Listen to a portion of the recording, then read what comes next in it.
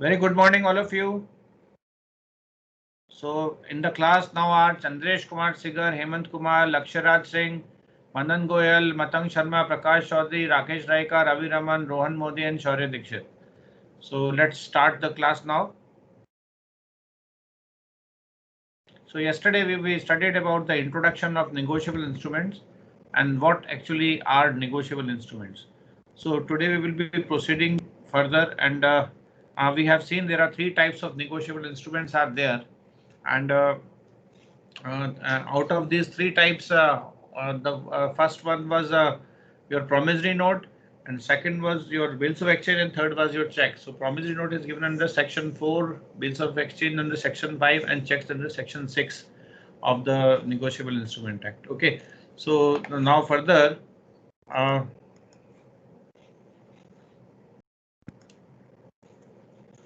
just a moment, and then we studied about. Can you see the screen? Yes, sir. Yes, sir. Okay. Okay, fine. So then we studied something about, you know, slow.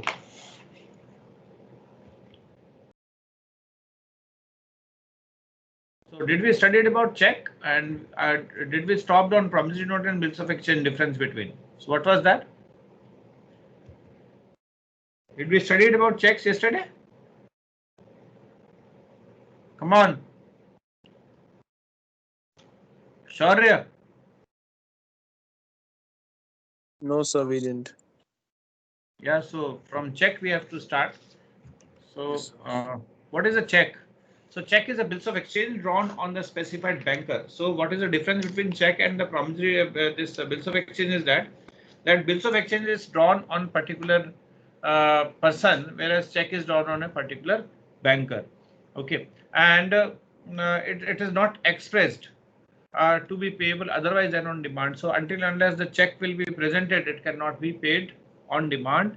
Means it can be paid on demand only if it is presented, and if it is not presented and the time has lapsed, then the person who is the holder of the check will be the person who will be, you can say, the responsible for it, because check can be issued only for a period of 3 months and not beyond that. So it includes the electronic image of a truncated check and a check in the electronic form also. Okay, so this is the, it is the characteristics of a check which is defined under this section. So it's payable on demand means it should be payable whenever the holder chooses to present it to the banker, and the banker includes any banker including the post office or service bank. So expression 1, for the purpose of this section expression, the expression check in the electronic form means a check which is drawn in electronic form by using the computer source and signed in a secure system with a digital signature and with and without biometrics. So there are checks which use biometric signature also, and in India we have checks which are digitally signed, which can be issued by a digital signature, provided you have the digital signature. Okay, and asymmetric crypto system or electronic signature, whatever is it may be, so it has to be generated with that. So here it is, the point to be noted is that these all terms which are highlighted over here, that is computer resource, digital signature, electronic form, electronic signature, these all are as defined under the Information Technology Act 2000. Okay, so this is these are well defined, and you also, these are very generic definitions which you can understand. So a truncated check means the check which is truncated during the course of the clearing cycle, either by a clearing house or by a bank, whether paying or receiving the payment immediately on generation of electronic image or for transmission, substituting the further physical movement of the check in writing. So what happened? Truncated check means when the check is submitted in the clearing house, it actually generates its a digital image. If you means just see the checks which are there presently which are being issued, these are called MICR check. Okay, so MICR is a coding which actually converts the check, and every check is having a unique code until unless it is destroyed or it is being paid, and then the same similar unique code can be you can say assigned to some other checks also which are in the system. So these checks which are truncated means once the physical check lost its existence and it is converted into electronic form, those checks are also equally, applicable for being a check, and the definition of the check includes those truncated checks also. Okay. Further, for the purpose of this section, the clearing house means the clearing house which is managed by the Reserve Bank of India or a clearing house recognized as. So the clearing house which is managed or recognized, because Reserve Bank of India everywhere cannot manage because India is very big and a lot of transactions happen. So they sometimes authorize certain houses as the clearing houses. So those clearing houses will also be the clearing houses for the purpose of clearing, or you can say the purpose of making the payment online. So explanation number 3, for the purpose of this section, the expression asymmetric crypto system or computer source is again, I think it is again a repetition. So a combined reading of section 5 and 6 tells that. So if you compare section 5 and 6, section 5 is bills of exchange and section 6 is check. So what it does, it tells that a bills of exchange is a negotiable instrument in writing containing an instruction to a third party, right? Third party to pay, whereas the check is it's also a kind of bills of exchange which is having an instruction in writing to the banker to pay the things on demand, because banks actually hold your money on your behalf and actually will pay on your behalf. Okay. Next is the parties to check. So there are 3 parties to checks: drawer, drawee, and payee. So there are 3 parties. So drawer is a person who writes the check, and drawee is specified a banker on which the check is written. So drawee has to make the payment. So drawer is a person who writes the check, drawee actually makes payment and pays the person to whom the payment is to be made. Okay. So there are certain essential characteristics of check. There are 3, because all these 3, all the things are covered in the bills of exchange. So first is all the essential characteristics of bills of exchange, and it must be drawn on a banker and it must be payable on demand. So if a question is asked to you in your exam that what are the essential characteristics of a check, then you have to write all the essential characteristics of a bills of exchange, and then you must write B and C point. Okay.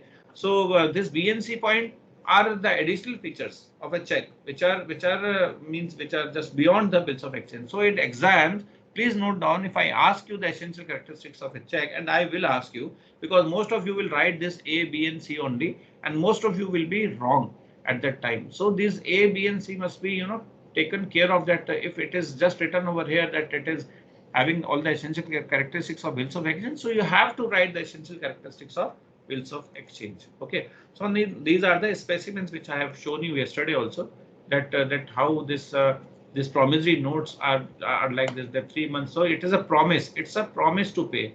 And whereas if you see the bills of exchange, it is an order to pay. Do you see the language?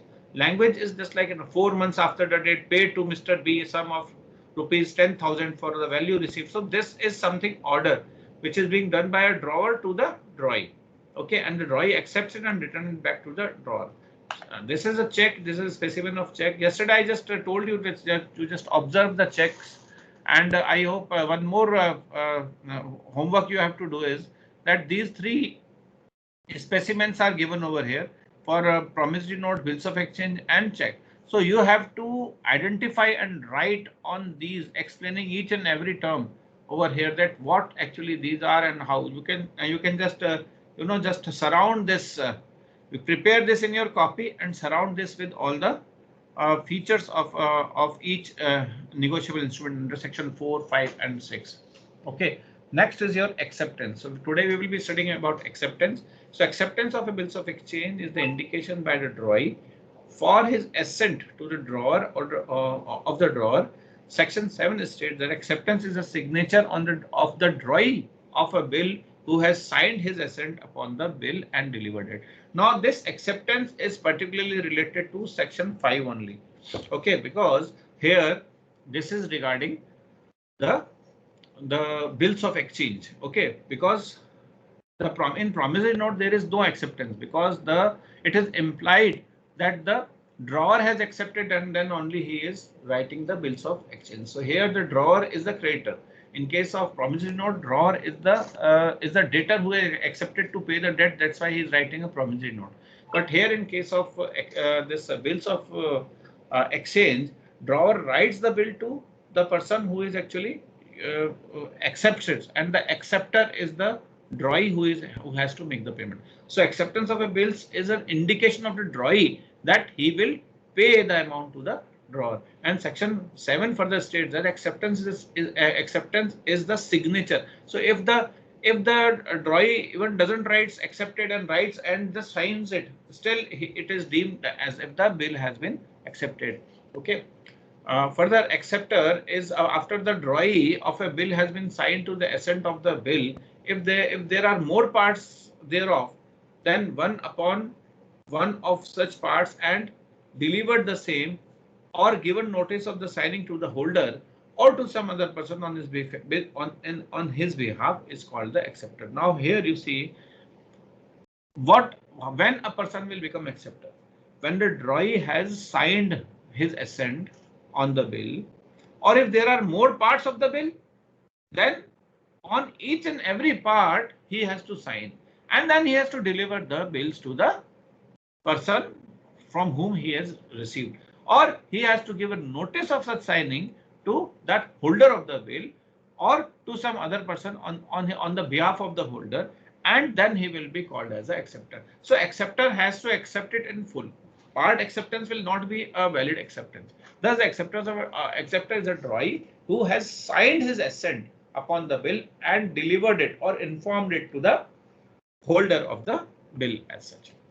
Next is acceptance for owner. So this acceptance for owner, it happens sometimes when somebody actually something is being dishonored and then again it is honored for the acceptance. So when the bills of exchange has been delivered has been dishonored. So when a bills of exchange has been dishonored by non-acceptance, and any person accepts for the owner of the drawer of any endorsers, such person is called acceptor for the owner.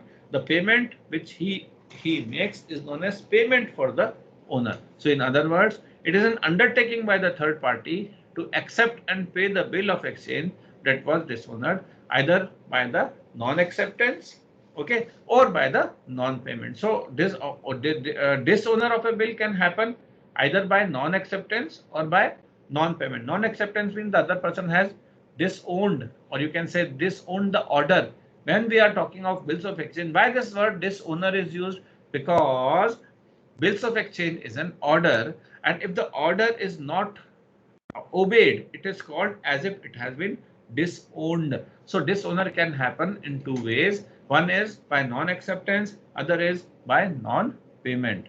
Okay. So non-acceptance means a person has refused to accept the bill, and non-payment means after acceptance he has not paid the amount of the bill by the party to whom it is drawn. Okay. So it is called it is also called acceptance supra protest. Okay. Which one? This one. The acceptance for the owner. Okay. How acceptance for the owner must be made. Now how it is to be made. A person desiring to accept for owner must, by writing on the bill under his hand, declare that he accepts under the protest and protested bill for the owner of the drawer or for a particular endorser from whom he names, or generally for the owner. So what happens over here is that, for example, sometimes now why this person will jump into, okay, the question is that why this acceptance for owner should happen. A person has drawn a bill on someone else and someone else has actually disowned it. So why this person will jump into it? Now see over here, there is a severe penalties for dishonor. Okay, if a person is disowning something and at the time of the payment, most of the time it happens at the time of the payment only. If the dishonor happens, then what will happen? Then that person will become a culprit. So this person who is a debtor, okay, who is a debtor will actually approach some third person that you please owner on my behalf, I will pay you. So there is a third party who has been involved in it, and the person who has actually on whom the bill was originally returned, he may actually tell that party, request that party to accept the things for the owner. Okay. So this is what is called acceptance for the owner. So what are the essentials for the acceptance for the owner? The holder must consent to the acceptance for the owner. The holder cannot be compelled to assent to the acceptance. So he has to give a free consent, or he have to give a free assent. The bill must have been noted or protested, or for not non for the better security. So the original bill has to be, it has to be noted, it has to be protested. So noting and protesting happens when once the bill gets dishonor, or it has to be noted that a bill is going to be dishonor, and it has to be it is now accepted by someone else. So further, the acceptance of owner can be made by a person who is not already liable on the bill, for sure, because the third party is involved, and the third party may not be liable for the bill. Okay, or he can be one of the you can say drawee also.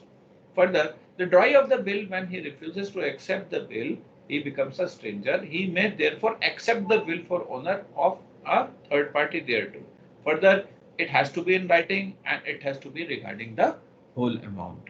Okay, so this is about the acceptance. There are three more conditions for this. So acceptance must be for the owner of any party already liable. So acceptance has to be for a thing which is already, the person who is already liable, then only it will be called as a acceptance for owner. And acceptance for owner must be made before the bill is overdue. So it has to be endorsed, because the person has to inform that I'm not going to, I'm not able to pay the bill. So because otherwise what will happen, on the due date the bill will become dishonor.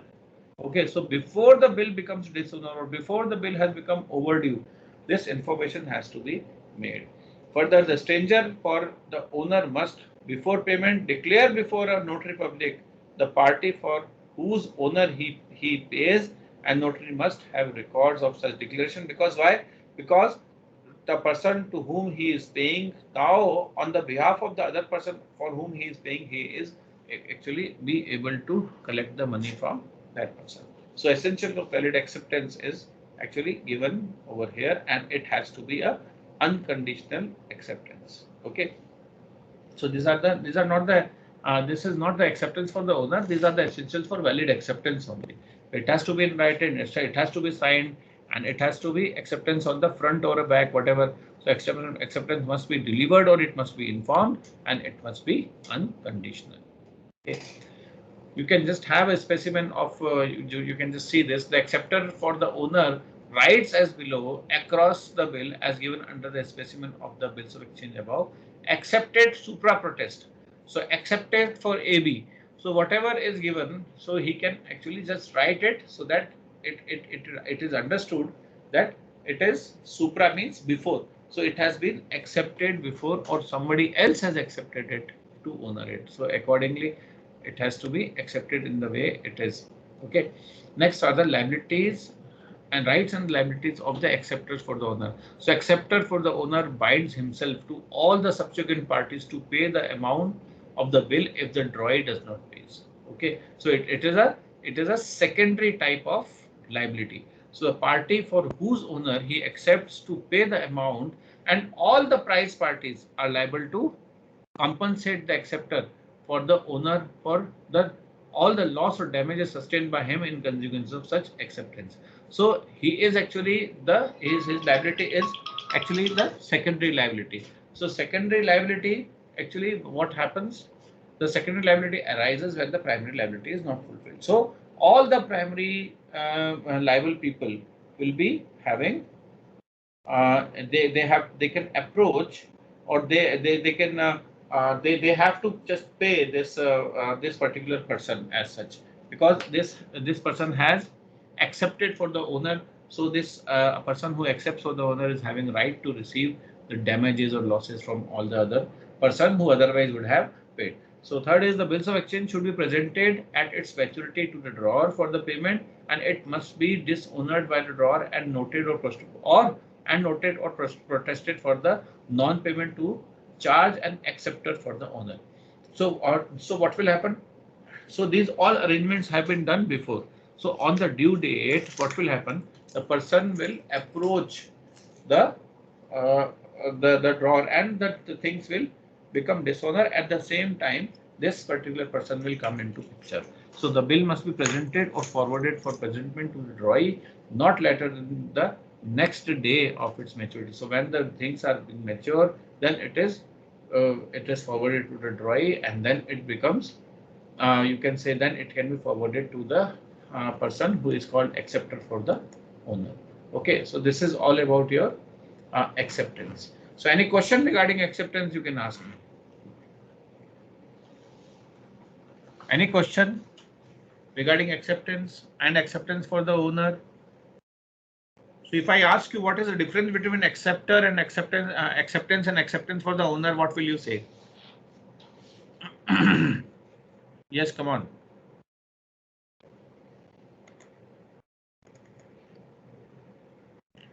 Tell me the difference between acceptance and acceptance for the owner.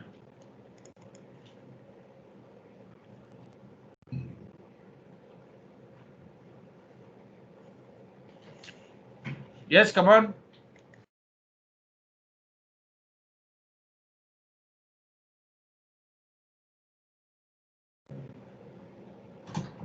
Yes, come on, guys.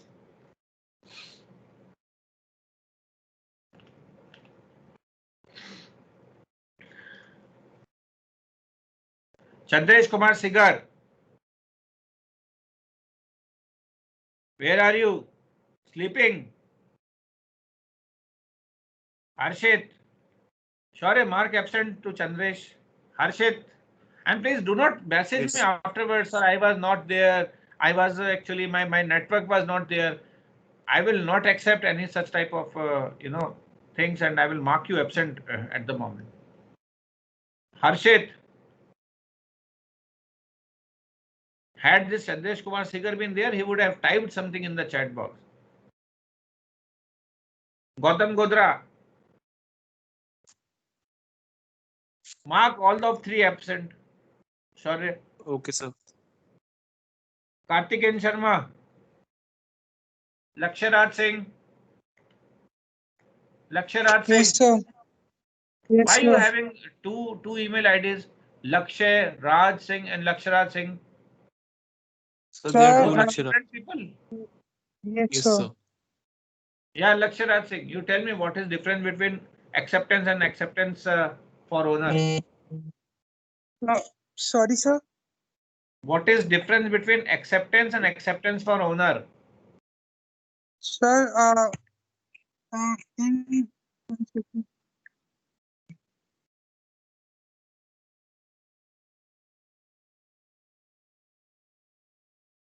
Lakshya Raj, your brother, is he there? Lakshya Raj Singh.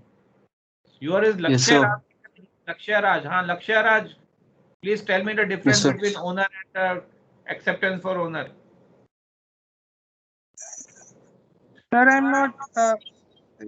Your voice isn't clear. Yeah, you may not be sure. Please tell me that.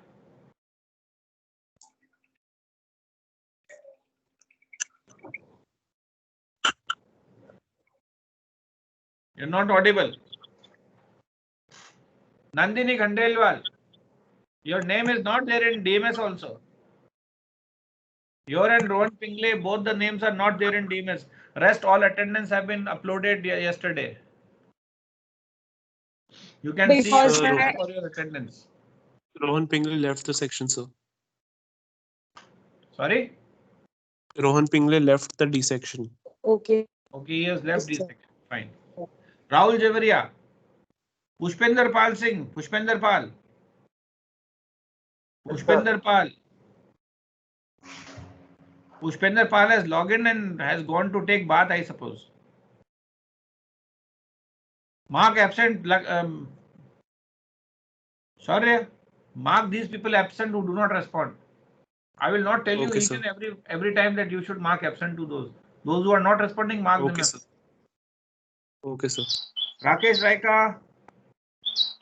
Rakesh, you must be there. Yes, sir. Yes, sir. Yeah, Yes, sir. yeah, Rakesh. What is difference between acceptance and acceptance for owner? Sir, in acceptance, the guy who accept, like when we pay the check, it should be liable, I guess. That was one point. And What? Sir, I actually forgot what was that. Sandeep Singh Bhati. Sandeep Bhati. Tirthak. Yes, sir. Yeah, Sandeep, what is difference between acceptance and acceptance for owner?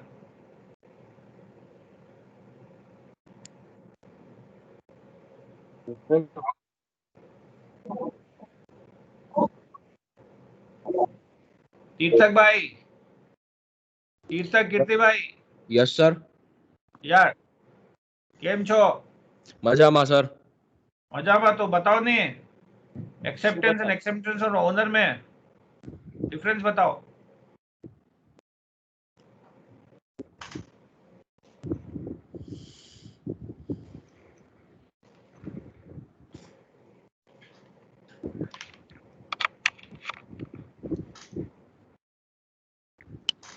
आज ध्यान नहीं रखा क्या? रखा था sir, भूल गया. चलो Matang. Yeah, Matang. Yes, sir. Yeah, tell Yes, me sir. the difference. You are shining on the board.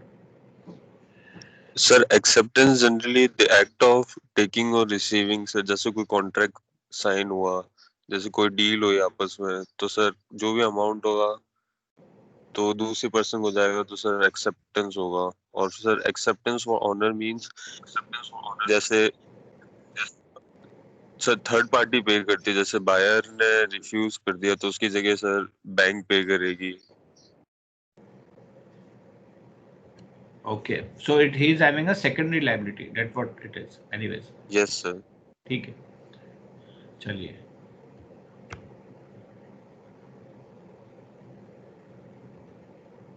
Okay. Anyone else? Anything else? चले आगे चले. Fine. So let us now talk about holder and holder in due course. So holder under section is defined under section 8. So it is very simple. Okay. So section it starts from section 4. Okay. Section 4 is regarding promissory note. Section 5 is regarding bills of exchange. Section 6 is regarding checks. Section 7 is regarding acceptance, and section 8 is regarding holder. So the holder of a promissory note or note, bills of exchange, or a check means any person entitled in his own name to possession thereof, to receive or recover the amount due on from the parties thereto. So these three are the, you can say these are the characteristics, or actually in definition it is written in one line. Any person entitled his own name to the possession thereof and to receive or recover the amount due thereon from the parties. So where the note or bill or check is lost or destroyed, its holder is the person so entitled at the time of such loss or destruction. Okay, so where the note, bills or check is lost or destroyed, its holder is the person so entitled at the time of such loss or destruction. So holder is a person who is actually holding, whose amount is due to other, and he is also having he is entitled in his own name to have the possession. So it depends then that whether he is having the possession or not is not a question. He is entitled to the possession is a question, right? So when he is, even if he is not having possession, but he is entitled to have the possession, he will be called as a holder of the instrument, and it is his right to receive and recover the amount due on the bill from the parties thereto. So who are the parties thereto means the parties that is the payer, or you can say the drawee. So he is responsible to pay to the holder the amount of the bill. Okay, so broadly speaking, holder means the owner of the negotiable instrument. So he is the owner of the negotiable instrument to whom it is given. Okay, so what is required is a right to possession. So right to possession is that he must possess what he owns.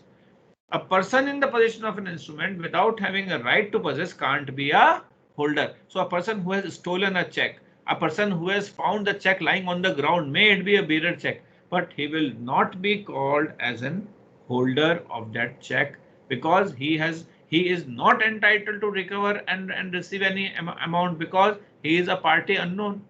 Okay, so he has not sold any goods. The value has not been received. So these all are the essential things. So he has actually stolen the things, or he has actually got the things lying on the ground. So that's why he is not the holder as such. Okay, so holder must be a bona fide holder. Example, a person who finds or steals a bearer instrument or takes an instrument under a forged endorsement is not a holder. The reason is that the holder of a negotiable instrument must have a right to receive or recover the money thereon from the parties thereto. So he is having no right to receive or recover, because this will otherwise be a unjust enrichment which is against the law of natural justice. So next is an agent who is holding the instrument for its principal is not the holder. Actually, the reason being that although the agent can receive the payment of the instrument, he has no right to sue on the instrument in his own name. That's why the agent is not at all a holder. So who will be the holder?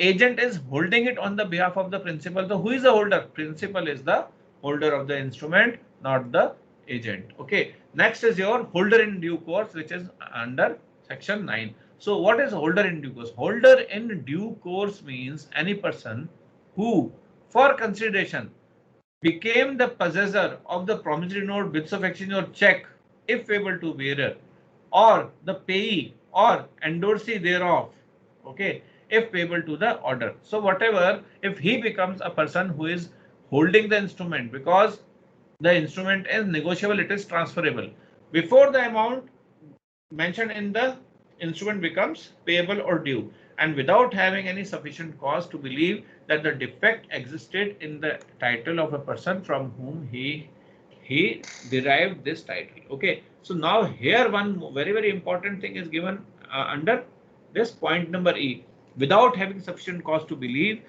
that any defect existed in the title of a person from whom he derived his title. Now still he will be a holder in due course.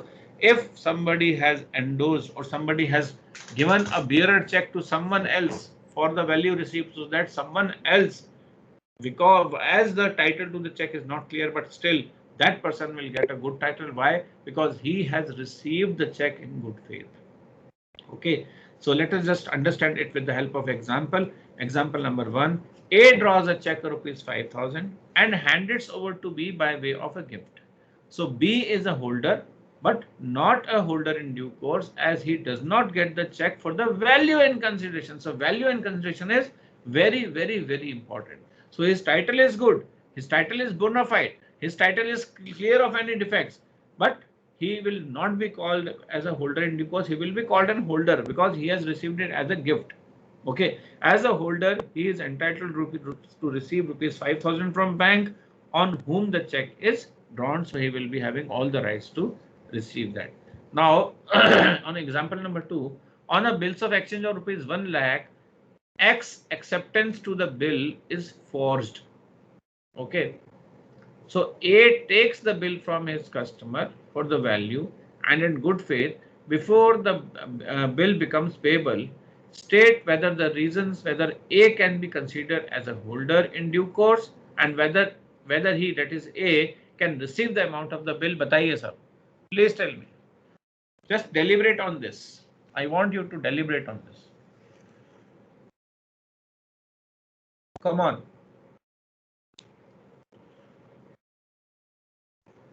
So the case is over here is that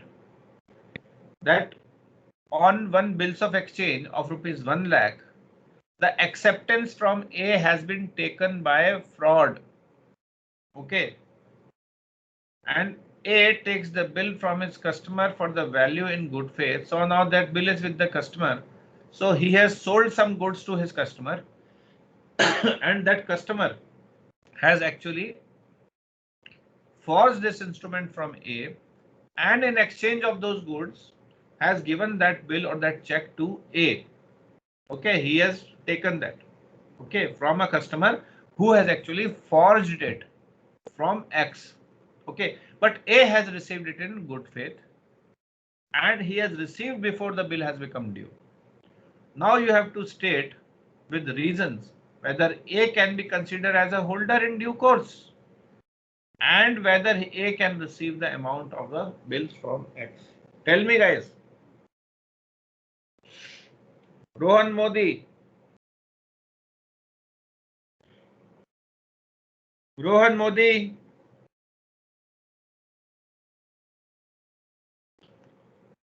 Rohan Modi. Last and final call. Shaurya note. Prakash Chaudhary. Yes, sir. Yes, Prakash Chaudhary, please tell me. Will this person be called as a holder in due course? A has accepted the bill. A will be called as a holder. He has accepted it in good faith. He never knew that that Mr. B has taken the acceptance of X by fraud. बताइए क्या होगा?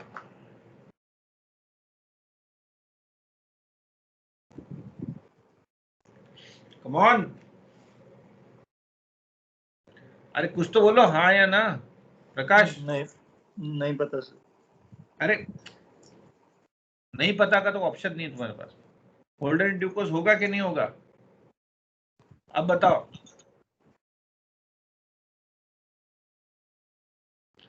According to section 9, holder in due course means any person who for consideration, A ने माल बेचा ना, A has sold goods and in exchange of that goods he is getting that instrument. Okay, so means any person who for consideration becomes the possessor. Now A has become the possessor of a promissory note bills of he has become a possessor of a bills of exchange which has been the acceptance of which has been taken by forgery. So now he is a person who has taken the position. He has become the possessor by giving the goods. So for the value he has given, he has become the possessor. So if payable to the bearer or the payee or endorsee thereof, if payable to order before the amount is due, if amount of it due nahi hua hai, it becomes the payable and without have sufficient cause to believe that defect existed in the title of the person from whom he is derived his title. So usko nahi pata tha na. A never knew that the acceptance of the bills of exchange has been received by fraud.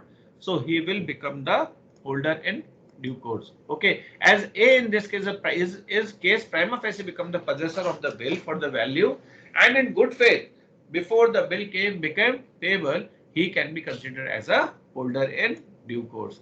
But where the signature on the negotiable instrument is forged, it becomes a nullity. Now, when the signature itself is forged, okay, so it becomes a nullity. The holder of a forged instrument cannot enforce the payment thereon. In the event of the holder being able to obtain the payment in spite of forgery, he cannot retain the money. Now he will be called holder in due course. Now even if he gets the payment, that payment he cannot retain the money. He has to actually give it back to the person from whom he has received, because people are not entitled over here. So the true owner may sue on tort the person who has received. Okay. So this principle is universal in character by reason where even a holder in due course is not exempt from it. Now what has happened? The story was that let me just explain you once again. There were three persons. Okay, X, A, and B. B actually got one check from X forcefully, or maybe by fraud, but maybe by anything. Okay. Now X has given a check to B. Okay. Now B is carrying that check, and meanwhile, for a similar amount which was written in the check, he transacted with A and gave him the check of B. Okay. Gave him the check of X which he has taken from X. So B has given a check to A, who in return of the check has given the goods to B. Am I clear or not? Now the question is that because the instrument is forged, will A get a good title on it? So the question is that A will definitely be called a holder in due course, but he cannot retain the money if he receives on it. What he can do is he has to file a suit against B for recovery of the money for the goods he has sold, and X will also file a suit against him for recovery of the money which he has, recovery of the check which he has actually forged or he has forcefully got it. Okay, but in this case, the holder in due course actually is a person who is over here is A, because he never knew that this person B has got the instrument forged from X. Am I clear now? Prakash Chaudhary, समझ में आया? Yes, sir. So holder in due course is protected when there is a defect in the title, but he derives no title when there is entire absence of a title, as in case of the forgery. Hence, A cannot receive the amount of the bill, but still he will be called as a holder in due course.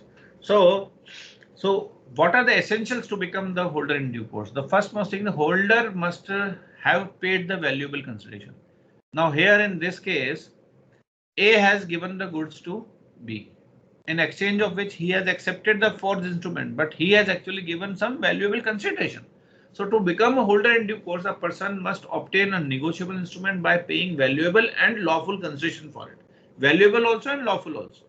Second, when given as a gift or has been inherited, the transferee cannot be a holder in due course. He will become the holder himself. Okay.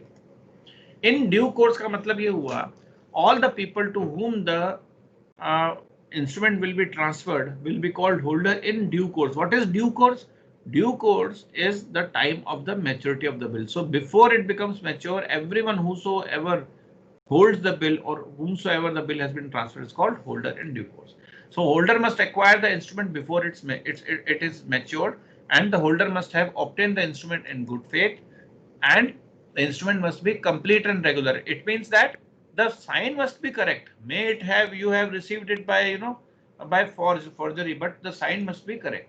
So he must have received the instrument as a holder. That is, a holder in due course may be either payee or possessor if the instrument is payable to bearer, or endorser if the instrument is payable to the order. So he can be any person in between. So in the till the maturity is received, this can be transferred to any other person. So there are certain privileges of being a holder in due course also. So first is that in case of if the instrument is inchoate, so a person signing and delivering to the another a stamped but otherwise inchoate instrument, when you execute, inchoate means when the instrument is executed and unfilled up but duly signed negotiable instrument such as a check or a promise note, it is inchoate. It is an inchoate means it is not properly filled. Sign is forged, or something wrong is written, or something is written by virtue of which there is some cutting on the instrument and all that. So is debarred from asserting as against the holder in due course that the instrument has not been filled in accordance with the authority given by him, the stamp being insufficient. So these can be various reasons in order to make the instrument invalid. So anything which actually makes instrument invalid, it is called inchoate instrument. Okay. Example, A signs his name on the blank, but stamp the instrument which he gives to B with an authority to fill up as a note. I think time is also, we will just take these privileges tomorrow. Okay. So privileges we will take tomorrow, and up to here, please study and try to understand the difference between holder and the holder in due course. So what you have to do is you have to write the difference between holder and holder in due course. Okay, so this is a homework. Shaurya, please. Excuse me, sir. Yeah. Sir, my quiz is actually due, sir. So when can I give, sir? No, now you cannot give any quiz. So don't worry. Sir, There will be n number of quizzes coming in future. No, so I no, will sir. be taking, I think, best of whatever you will do now. I think 10 quizzes I will take, Karthikeya. Sir, actually, I have told you about my Outlook ID, that my Outlook ID password wasn't working, and I had given this complaint to the IT department. For last, I think 1.5 months we are taking classes, and at the last moment, if you are taking excuse of your this Outlook Sir, ID and password, so I can't. Last moment, sir. I never said about the last. You talk moment, me afterwards. Sir. Let me take the attendance and let me set the others free. So you talk to your CR first. Sir, can you assignment once again? Yeah, sure. Can you assignment? Yeah, assignment today is that one is that regarding those specimens. Sure. Yes, The sir. specimens which I have shown. So everyone has you have to prepare that specimen in your copy, and a side by side with your, on the specimen itself with a different colored pen, you have to write the characteristics of each and every negotiable instrument. Okay, so we have studied about section 4, 5 and 6 and negotiable instrument, promissory note, bills of exchange and checks, and I have given you the specimen also of these. Okay, so with the specimens, what you can do is you can just write around the specimen what are the characteristics of each. Okay, a difference between promissory note and bills of exchange I have already given you. One more difference you can write, though it is not a homework, but you can write the difference between promissory note, bills of exchange and check in one page, so that for your understanding, so that the things will be clear. No need to submit that, but if somebody submits, I will be happy to check it off, no problem. And two things, this and another thing which I have just now told you, that you have to write a difference between holder and holder in due course. Okay. Okay, So sir. everyone has to Okay, sir. just do it. Any other doubt? No, sir. Fine. Karthikeyan, you talk to Shaurya first, okay? Sir मैंने आप ही से बात की थी and you were like कि आप ऐसे बाद में बात ले में लेना फोन पे बात करके. Okay.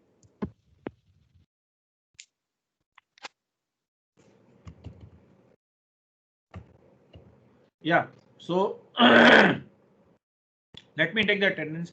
Chandresh Kumar Segar, please say yes, sir. Okay. Chandresh Kumar Segar, Gautam Godra, Harshit, Hemant Kumar Khatik, Karthik Rajput. Shaurya, you are saying how many of people are responding? Nobody is responding. Everyone is sleeping over here, I'm telling you. They are not in the class. Mark them absent. Karthikeyan Sharma, Okay, sir. Lakshya Yes, Raj sir. Singh, Yes, sir. Lakshya Raj, Yes, sir. Manan Goyal, Matang Sharma, Yes, sir. Nandini Khandelwal, Prakash Chaudhary. Yes, sir. Pushpin Kripal को absent mark कर देना. He is sleeping. He is gone somewhere. This icon is always he is away. Okay, he is not showing up in the class.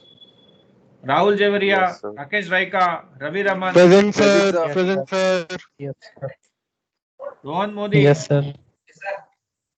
Sandeep Singh Bhati. Rohan Modi नहीं है भाई, इसको absent mark करो. संदीप सिंह भाटी, शौर्य Dixit, तारुष Mudgal, तीर्थक. Sir. Yes, sir. Yes, sir. Tarush is also not there. Now see the position Sir, of your. I'm there, sir. I'm there. Okay, Tarush is there. Sir, I'm Fine. there. Okay. Fine then. Attendance will be only if you will speak in the class, otherwise not. And if I ask you any question, if you are not answering, I will mark you absent. Okay. Please see your DMS for your attendance till date. Okay. Okay, Fine sir. then. Thank you and have a nice day. Take care. Bye bye. See you tomorrow. Thank you, sir. And Bye, revise. sir. Bye.